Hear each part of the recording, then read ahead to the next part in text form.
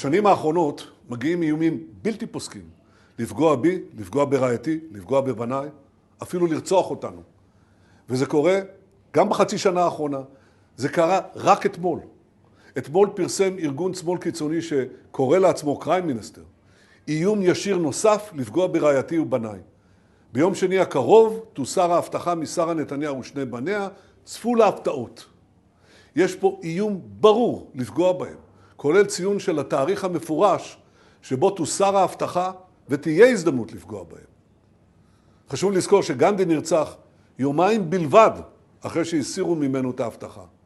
ולכן אגיש תלונה למשטרה על האיום המפורש הזה.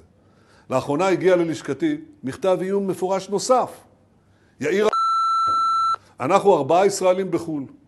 נגיע ארצה בקרוב כדי להרוג אותך ואת אביך וגם את אמך. מות תמות בקרוב. חכה לנו. נגיע בקרוב. זה בהמשך לאיום של חיים שדמי, פעיל שמאל קיצוני, שהבטיח במפורש לפגוע בבני יאיר ברגע שתוסר ממנו ההבטחה.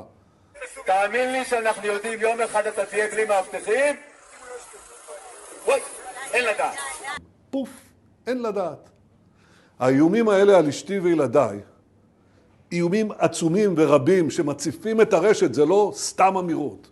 האיומים האלה מגיעים רק בגלל שהייתי ראש ממשלה חזק מהימין, וכדי לסכל את המועמד המוביל של הימין להיות ראש ממשלה גם בהמשך.